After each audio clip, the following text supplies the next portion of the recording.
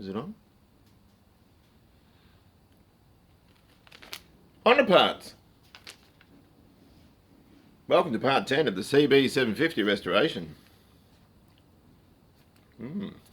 So in this video we're going to the rotating assembly and fitting it all up and clearancing everything. Of course, I bought all the bearings and everything from a guy who recommended just using black bearings, which I was really dubious about because the moment you get them and unpack them, of course, you can't return them. You sort of have to keep fiddling around. This went against me because it went against also all the coating on the casing and all that sort of stuff. So I went with it because I was recommended, and he was right. Everything is clearance between 1 and 1.5 thousandths, which is absolutely brilliant. So another bloke I spoke to had built track engines, and he said the same thing, or track bikes I should say, and also he or both people hadn't replaced rod bolts. They just used the standard ones. So I replaced them anyway, but look, we'll go into all that in this video. If I repeat myself, it's because I've shot this over the period of about a week, so I've forgotten what I've said. So if it is repetitive, just fast forward. Just fast forward through it. So anyway, look, I hope you enjoy. So I've got some bits and pieces we need to look at now, some new parts. Of course, we've got our main bearings. There's 10 of those, and the big end bearings as well. So I'll put them away safely. I don't want them scratching. Seal kit, which I found a problem with straight away. This is K1 to K6, I believe, or K0 to K6. The only difference I can find is that the original output shaft seal, counter shaft seal if you want to call it that, is actually larger on the K7 and K8 to what it is on the earlier bike. So that's no good. I've got to send that back, so that doesn't fit. Now, all these bearings, I found a problem with the bearings as well, and that's that there's only 3, or 2 I should say, that are grooved. There should be 3, so I'm going to get the verniers out and have a look at those as well.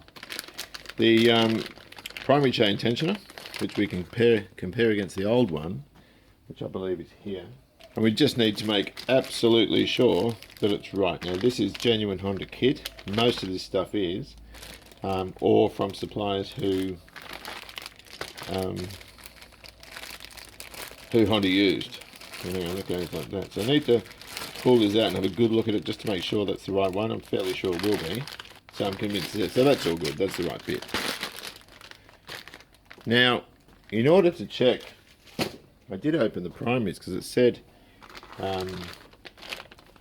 1, but it is in fact 1 pair. So I need to take those out,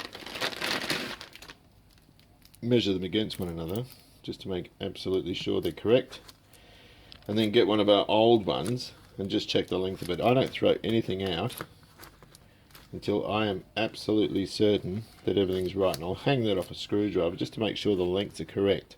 Same as the cam chain or the timing chain as well. If I hang them off a screwdriver, there's virtually nothing in it.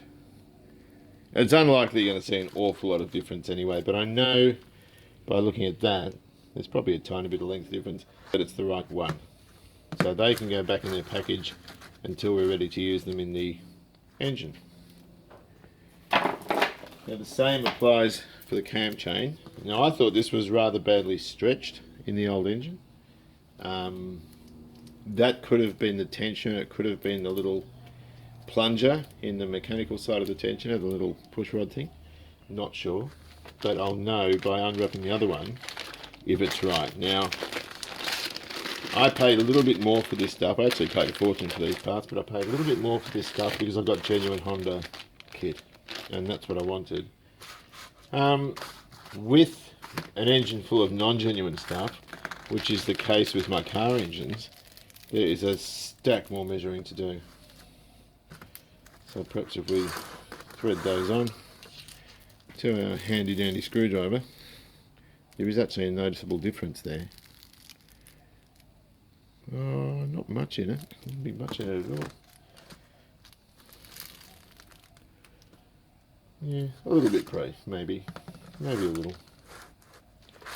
That's the old one there. We'll make sure we put the new one in the bike, not the old one. But that is virtually the same length. We'll know even a small amount of length will make a lot of difference. They're not going to stretch 3 inches. There's not going to be anything like that. But we just want to make sure, before we start committing to putting the thing together, that we're using the right kit. These things This has got the same number. It's a sort of got it's a different structured bearing, but it's a 5206 NTN, so 6195, 6196. So that's, I'm pretty convinced that's the right size. I'm just checking everything. 2377.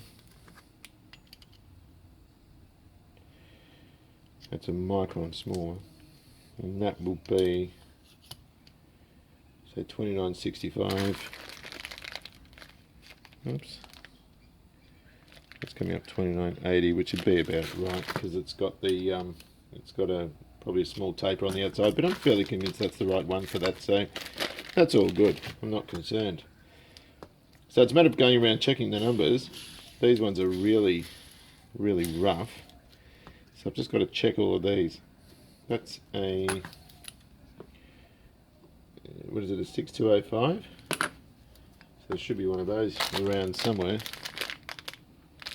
These are all NTN 6. No, that's not it. Just checking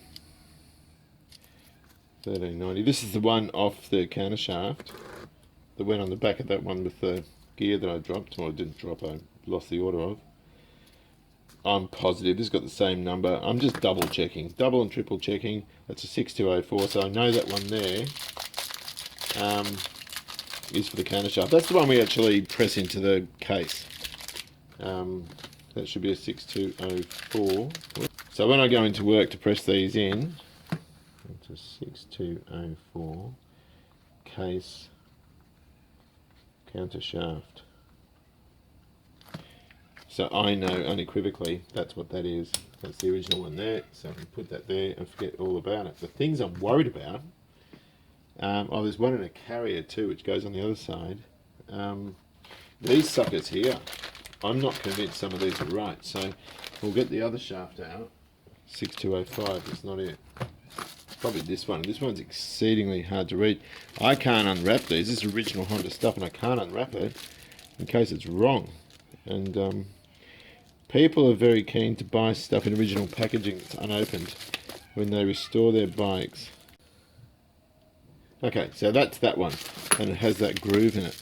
So that's cool. We know that goes on that end. One I looked at before, 6205. Yes, that's the one that goes there. So I can get the verniers. Now, the only one that, there's two left actually. There's one that goes in the carrier that sort of goes up to the main shaft. So I'll mark those, and I reckon we're good. Okay, I was wrong. That's got a little groove cut in it, and so does that one. So all our main and, as far as I can tell, main and counter shaft or lay shaft ones look to be pretty good. So that's the one that goes on the basket. Okay, so I've got to figure that out, but that goes in there. So that's all good. The bearings are all good. The only problem I've got with the parts is that output shaft seal there is the wrong size. It's too small. It's from an earlier model. So cam chains are good. Well, cam chain's good. Primary chains, primary tensioner, all your gear bag bearings, everything is absolutely spot on. So I can start putting engine bearings in and clearancing. I've also bought a bit of plastic. This goes down, I've got the wrong glasses, hang on. I've got to change my glasses. This goes down to 1/1000. And I'm not interested in anything that goes too much bigger than that. So I think 1,000 to 1,500 is probably the clearance we're shooting for. The other thing I bought is another torque wrench. I use a Warren & Brown, which is a better wrench than that. It's actually a higher quality wrench, but it's my brother's, of course, because all my good tools aren't actually mine, they're John's. But this is a minimum of 20 foot-pound or something to that effect, and I just don't want to use it with this engine because it's so much smaller. This one is a 3/8 drive. I like the Pintle type ones more than these, but there's about $100. It's King Chrome and they're fairly reputable, and it goes right down. You can dial up the 18.8 you need because it's a sort of a micrometer type scale on it. So I've gone for this type for this bike, and hopefully we get some very, very good readings on it. The other thing I did was, let's put that to a side, I cleaned the fasteners, the top and bottom case engine fasteners up on a wheel, so they look sort of aged on the outside. There's some oil staining and so forth. That's not rust. It looks like rust. It isn't though. And the threads are all clean. I don't want to plate these. I just don't. And there's a reason for that, and it's hydrogen embrittlement, because if I go torquing these up, these are long, and I torque them up and they break in the case, I'm separating the whole case again, drilling out, no way, I'm not going there. So from underneath it's going to look like it's got these old bolts in. I do have to clean them up a little bit more. The threads are very, very good. They do look monkey, they do look a bit messy. It looks like plating's come off and all that sort of stuff, but they're still sound. They're all right. The washers are dirty, so I'm going to use those again. Even though some people would probably cringe a bit with that, that's just a little bit of plating. I don't think there's any problem with using those at all. So I just don't want to get them plated. Getting them plated, they look brand new, but they would be a little bit weaker. So on things like clutch covers, engine side covers and that, if you break those, you can get to them from inside or from when the engine's on the bike. I don't care about those, but these things that carry load, no way. So that's it for parts for now. I've ordered a tube of good old trusty Honda Bond. That is in the post.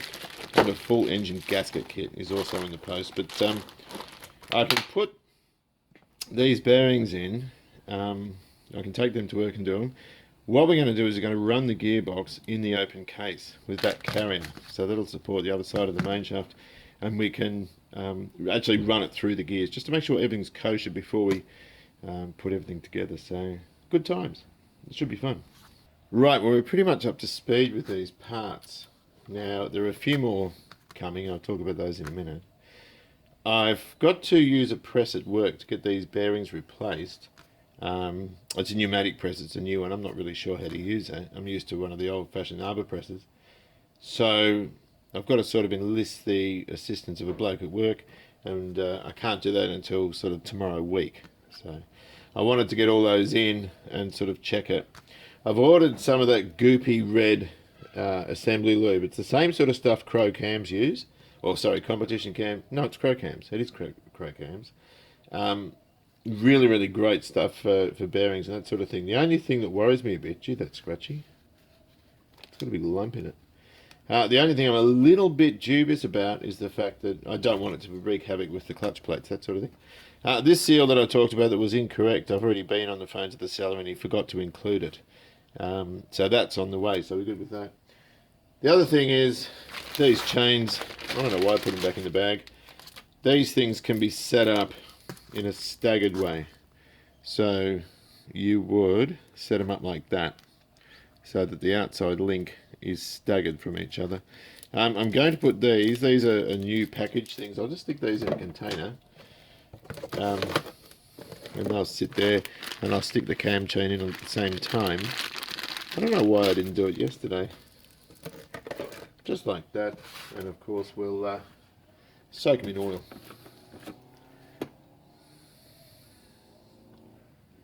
And they can just sit there in a bath of oil and get themselves nice and well lubricated in sort of preparation for assembly. So I'm just going to pop a lid on that, just so no debris drops in, and by the time they're ready to go in, they'll be really, really good.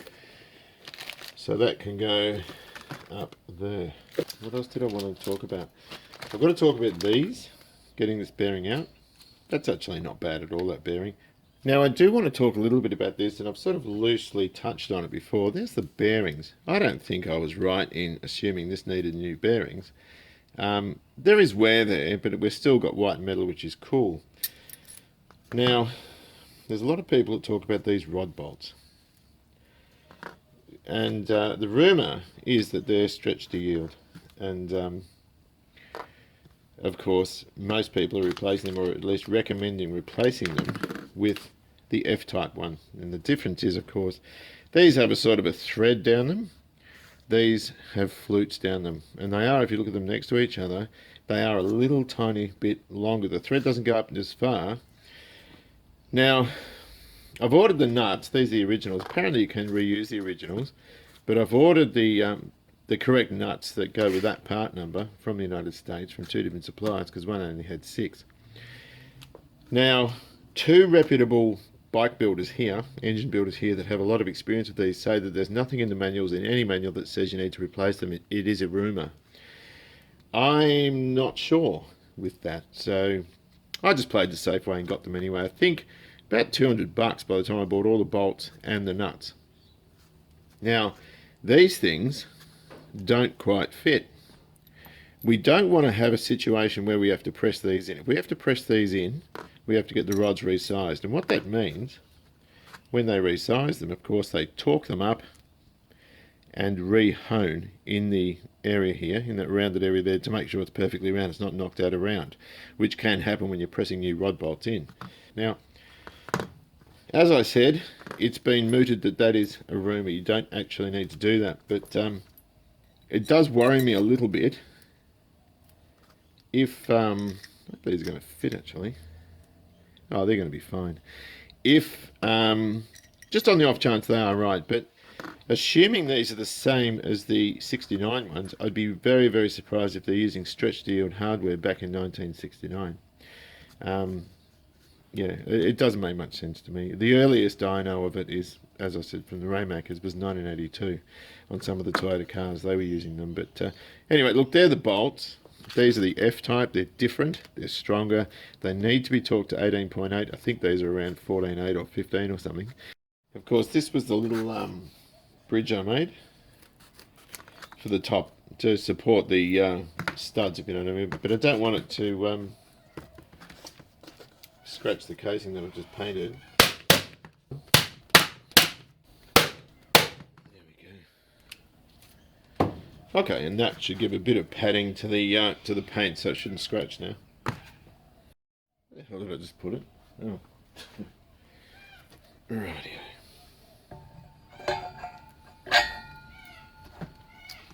There we go. That'll keep it nice and protected. I can just flick him over, and we're straight away in a better position to stick the crank in.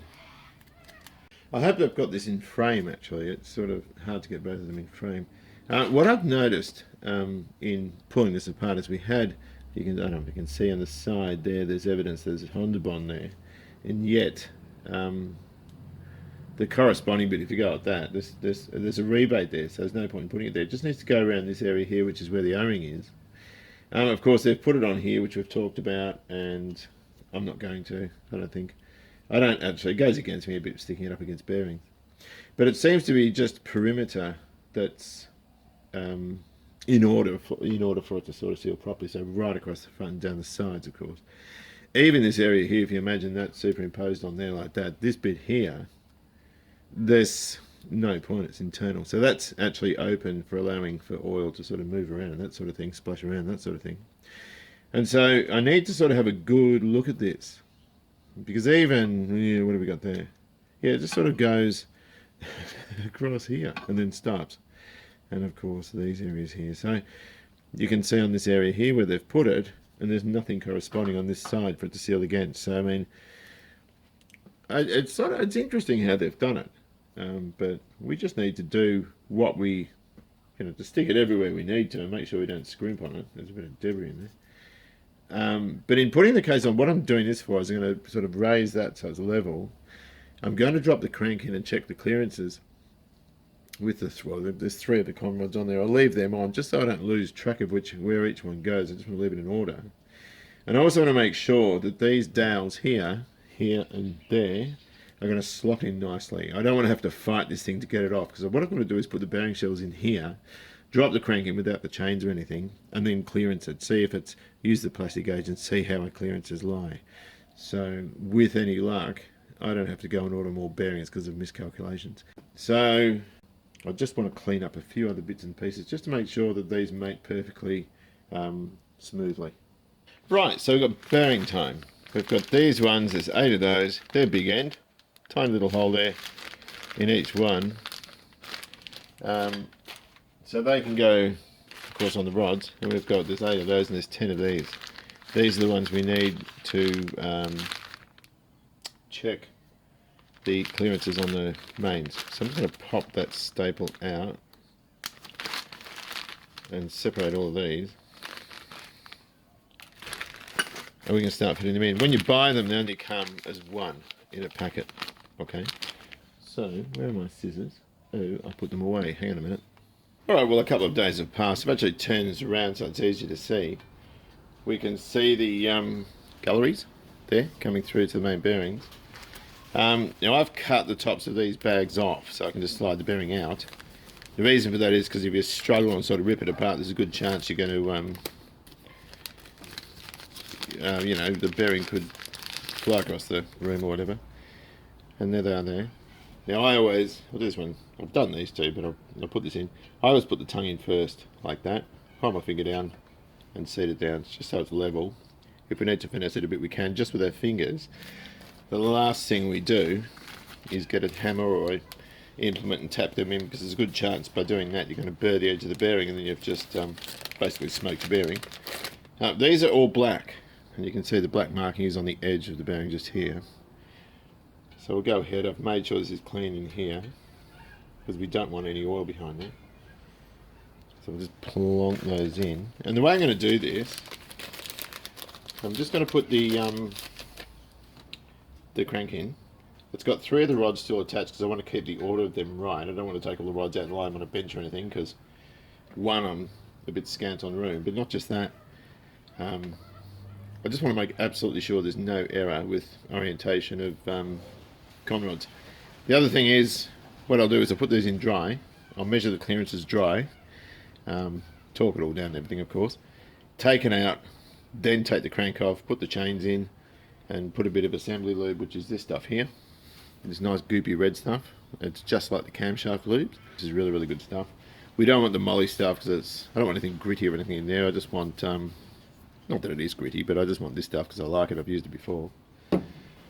And once they're in, and I've checked the clearance, I can take the crank out, lube everything up, then put them in, put the crank back, then check the conrods. And the reason I want to put the conrods in and check them now is because I don't want the idea of dry bearings, just the crankshaft shifting could scratch up the bearings, or at least mark them. I want them lubricated before I check the clearance of the conrods.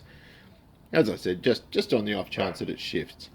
So they're all nice, and I'll put them in the other half now. Is that right?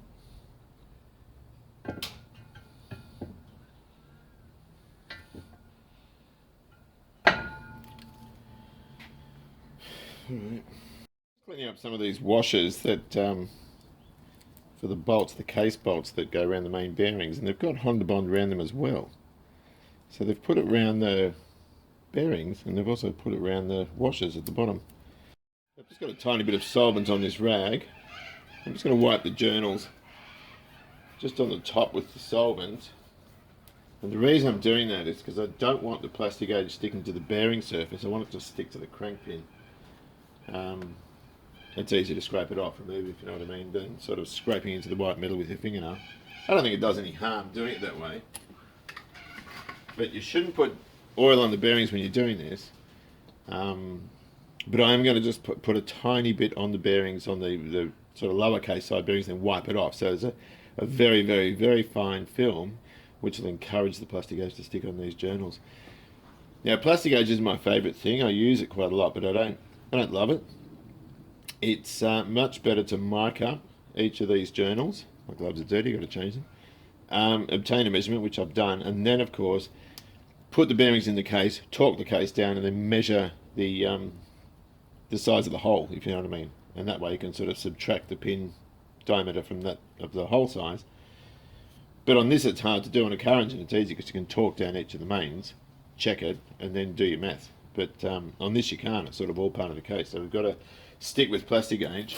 While on the subject, this is the stuff here, and it's a very, very fine green film. Oh, sorry, thread, if you like, which you measure against there. I'm sure you've all seen this. And of course the idea of it is you break off a very small portion and put it laterally across the pin. Hopefully you can see that. Although I'm shooting this in 1080p, so you should be able to see it. And the idea, of course, is it squishes out and you measure it against that scale. But look, I don't want to go into that too much because I'm sure everyone knows exactly what plastic gauge is. Oh, is that focus? There you go. That's the way, you just lie it across there. So I've just got a very, very, very fine oil on this rag. I'm just doing that. Very, very fine amount. I don't want it so it's dripping out of there. I just want to stop that plastic gauge sticking to those bearings. Biggest challenge with this is making the plastic gauge sit where you want it to. I have to move the camera, I can't see what I'm doing.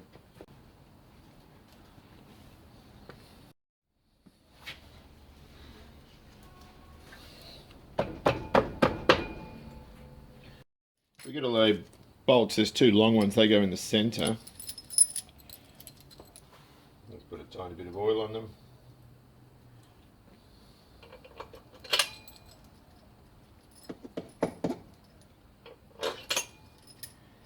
And the rest. Even if you're just dropping bolts in, it's not a bad idea. Just do everything sort of from the inside out. And that way, it's not necessary at all. But if you think along those lines the whole time, talking things like this down will just become completely automatic. You won't even need to think about it.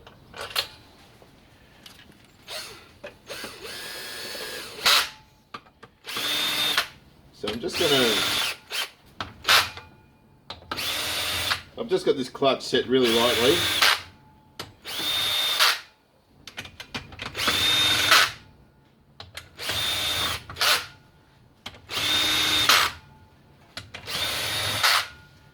And that's very, very light. I also put some 6mm ones in, just on the off chance the back sits up. I don't want to crack anything. Right, well I've gone around here with, I've just lost my thing. I've gone around, tighten these up, get a torque wrench. I've got a really short extension on there, just to clear what I need to. I can just buzz these up.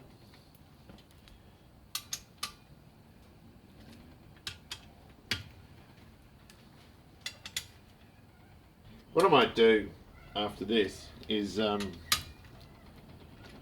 might actually just brush paint these bolts. I think I've got that set right. I just want to make absolutely sure. Yes, I have. So I can do a final nip down.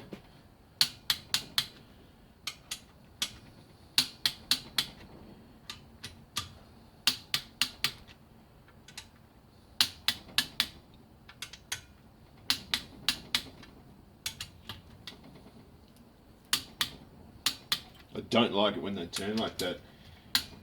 It makes me really, really uncomfortable. This is where, when I do a car engine, although I didn't use them on the XC, it's really nice using ARP. Really nice using ARP studs, and of course, they have a lubricant that fits under the washer, and they just click up beautifully. They're absolutely lovely to use. I'll just check these again. The problem with these is that you don't want, hang on, you don't want these breaking in the casing, because it's just something I just never ever want to know about. There we go. Okay, so that's all torqued up, so we can take this off and check those clearances now. So in most cases I would prefer just to use no extension whatsoever. It's a little bit tight there. It's still doable though. I've just used that. Shortest extension you can use, the better, because that way you're getting all the torque down on the fastener, and it's less likely to become sort of unwieldy, if you know what I mean. So I always use the shortest extension I can. So much for a nice paint job. Look at it. Alright.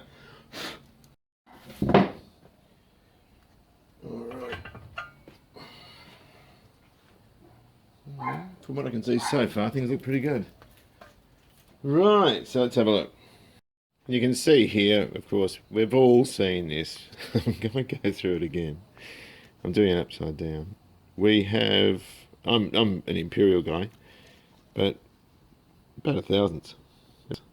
So the book says the clearance limit is 3.2 thousandths, which is 0.08 mil, which to me is a lot. Now, I think I mentioned before, the general rule of thumb with the engine crankshafts is for every inch of journal 1,000ths clearance. Now this is 36, So that's, what's an inch? 2.54 centimetres to the inch, 25.4 mil. So, you know, maybe that should be an inch and a half or a thousandth and a half, 1.5, but they're saying 3.2. Now, a lot of race engines and high performance engines have more clearance there because the oil is not just a lubricant, it's also a coolant. Of course, these areas in here, when your pistons are going up and down, they get incredibly hot. In fact, that's the hottest part of the engine aside from the cylinder head, so, or the combustion chamber, I should say. So we need to, that look, it would have been beneficial as a tiny bit more. I'm still having issues with my spectacles because I can't see very well. So that's running in at a little bit, probably a thousandth. It is on the tight side, but I'm not worried about that so much. I think it'll be alright. It was recommended to me to use all black bearings, not the green ones that came out. And I said, even if the pins measure at 36, he said, yeah, use the black ones. So some of them are sort of closer to 1.5 thousandths, which is where I would have liked to have seen it. And some of them are almost 1,000. So not probably a tiny bit tight for my liking. Probably a little bit too tight, but I think it'll be alright. So the next thing I'm going to do is put a bit of this goopy. Oh, hang on. This stuff is so goopy, it's ridiculous, but it is extraordinarily sticky. So I'm just going to pop some on the bearings. Try not to get in the way of the camera.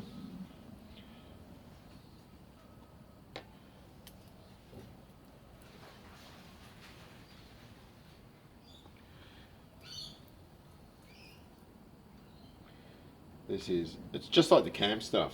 I've used this before and it is just adhesive stuff. Threw some into the gallery that I don't really mean to, but at least then we can put these chains on the crank. Probably should drain these first.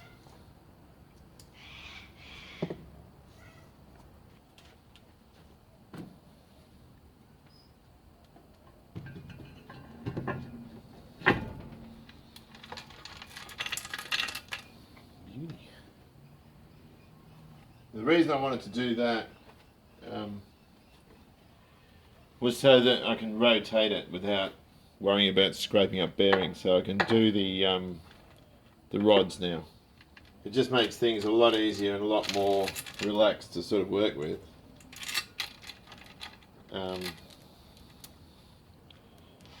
In terms of rotating everything and making sure all is well and good. Of course, when we do our final assembly and put the lower half on, we can, a lot of that oil would have drained away, so we can then put a bit more assembly lube on, that sort of thing. This is sitting here. We also need to include the seal under there, which has a sort of a lip on this side of it, so it has to go in before the crank half is put on. Where's my ratchet? So I'm just going to do the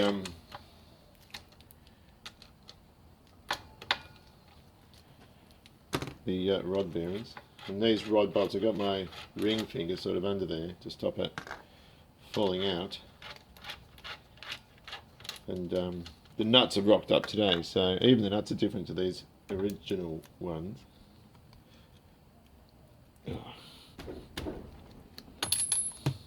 Oh man, we don't want to do that with the new ones.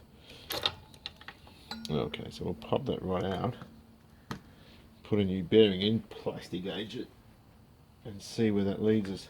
We'll just clean that journal. Cotton rags are the best ones to use. Beautiful. And take that out.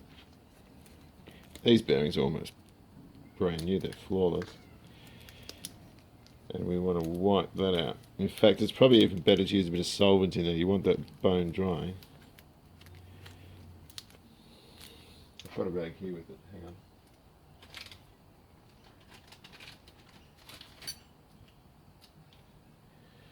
Now these bearings are a little different. They're black ones, of course, but they've got a small lubricating hole on them, and I can't see anything anywhere that would correspond with that. They're probably a generic revision. And we get our bit of plastigation. Now I'm going to torque these up with the old bolts, and once I can ascertain that the clearances are correct, then I can use the new ones and torque them up once, and with any luck, forget about it then. Right, well the H faces forward. It's easier when the bolts don't fall out.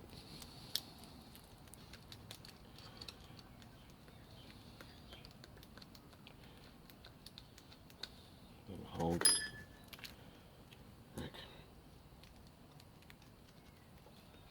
Right.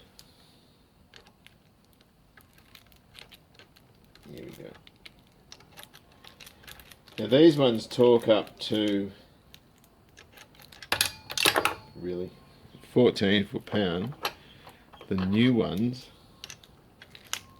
I think, are 18. So the new ones are tighter.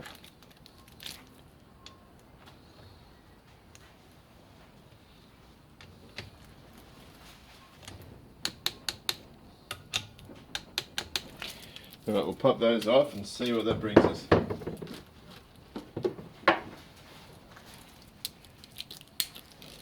Hopefully good tidings.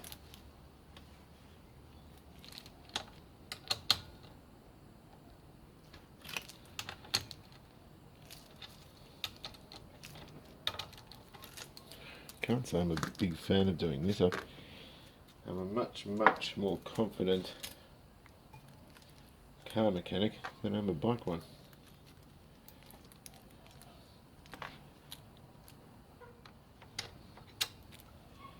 Well, the clearance doesn't look too bad. Hang on a minute, let's get that out. Right, so we got a handy dandy plastic gauge, and we are looking at 1.5 thousandths. That's cool. That's absolutely cool. So if that's the case, it's right on the money. We're looking at the very minimum, a fraction over a thousandths between that and 1.5 thousandths clearance, which I would have thought would be spot on, and on an engine with virtually no wear. Mentioned on these F-type bolts, they're fractionally longer. I think I mentioned anyway, but the thread's a lot shorter on it. They don't have that sort of annular thread on them. They're fluted, but not just that, the actual nuts are different too. That's the original type, the K type if you like. These are the F type. They've got a sort of a large shoulder on them there. These ones look like they're used, but they're not. They're brand new because I just turned these bolts in. So they sit proud, a couple of millimeters, put the cap on. It doesn't put any extra stress on. I was worried about having to resize, but you can turn them in very easily and they just sort of go down and seat. And it's going to be easier for reassembly in terms of not going to drop out, if you know what I mean. But the interesting part about it is the nuts look a little bit shorter. Hang on a second, what have we got here? So we've got 5.45 millimeters for the original. The F, oh no, they're the same. They're the same. Oh, they look shorter, 5.48. So they actually look shorter when you look at them cross-sectionally, if you know what I mean. If you look at them next to each other, they look a bit shorter, but they're not. So that's all good. That is all good. So with that in mind, I can celebrate by putting our first rod in permanently. We have to torque that up a little bit higher. Of course, we get our handy dandy lube. I might lube the pin as well.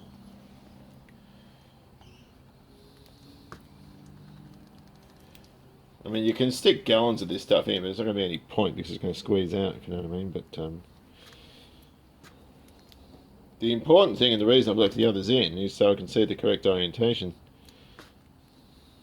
Gosh, this is so messy. This stuff is just phenomenal. And of course, we have the H facing forward. And of course, once I've got one in, I can just pull the others out. It's not a big deal. But being like a car one, now the rod bolts are there, we don't want them hitting. It's probably even beneficial to put a bit of fuel hose or something over there. One thing I was worried, if you look at the depth of the thread there, once the cap's torqued down, is at least another 4 or 5 millimeters of thread left, if you know what I mean. So I'll just flick him around to that position. I'll just pull it up with these nuts. I'm just paranoid. Look, I could have got away without doing this, but for the most part, I was a bit paranoid, just from the point of view that there was so much written about it, and yet the stuff that was written about it wasn't from Honda, and that is beautiful. It's a bit claggy, just because of all that lube in there, but we know it's right. We know it's good.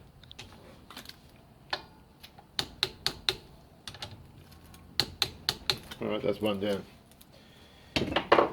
I've done it to 8.5, and that's really cool. So I can just go around and replace what I need to replace, and Bob's your uncle. Right, well, the last bolt and the last nut.